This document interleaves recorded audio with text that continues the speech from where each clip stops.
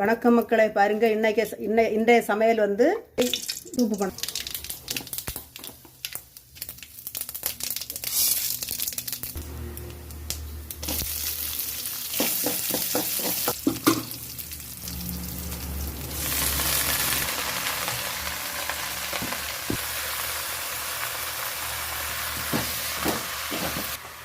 இதுக்கு தேவையான பொருள் சின்ன வெங்காயம், தேங்காய், பூண்டு, வத்தல் மிளகு, மஞ்சப்பொடி, ஜீரகம் உரப்பாக அரைச்சி வைக்கணும்.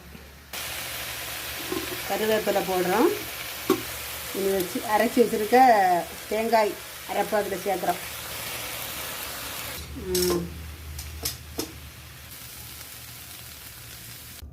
இவ்வளோதான் இலக்கரை பொரியல் ரெடி ஆகியாச்சு.